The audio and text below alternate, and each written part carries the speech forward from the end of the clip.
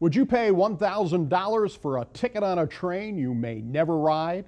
We've heard all the hoopla about the great high-speed rail, but critics say we may just be taken for a ride.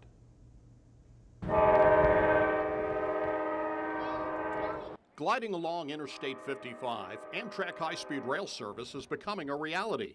4 years ago, we were nowhere. Illinois and the country was a wasteland when it came to high-speed rail. When this project is complete, we anticipate that the Chicago to St. Louis route will be one of the busiest state-supported routes in the country. But critics would like to see high-speed projects derailed. At a national price tag of nearly $90 billion, it will cost every federal income taxpayer in the country $1,000 for a service they may never use. Here in Illinois, the cost for high-speed rail from Chicago to St. Louis and additional lines running to Carbondale, Quincy, and Rock Island could wind up costing taxpayers billions. This is very expensive. By the time the project is over, it's going to cost $4 billion. Research by the Illinois Policy Institute shows for every Illinois resident that rides a high-speed train on a monthly basis, 100 Illinoisans will not get on board. On board? It doesn't make any sense for taxpayers to pay $4 billion on high-speed rail when the average Illinois citizen is only going to ride it about once every 9 years. Supporters of high-speed rail point to a recent Illinois test run where an Amtrak train hit 111 miles an hour.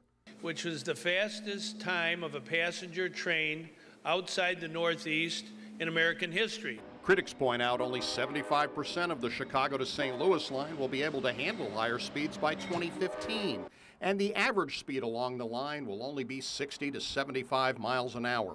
You know, to be honest with you, I think it's pie in the sky. State Representative Chapin Rose says with Illinois facing a massive debt, the state could be paying down its backlog of bills. Gee whiz, how many school districts could we paid with that money? How many nursing homes could have been paid with that money? How many pharmacists? We have over $8.5 billion in unpaid bills. This money would go a long ways towards reducing that debt. Millions more will have to be paid to maintain signals, rails, ties, and crossings. Again, critics say the money could have gone to other more pressing concerns. I can give you 4 bridges in Douglas County right now that are out. You can't pass them, they're not safe. You know what I mean? They're road closed. You know, those are things the state does need to fund.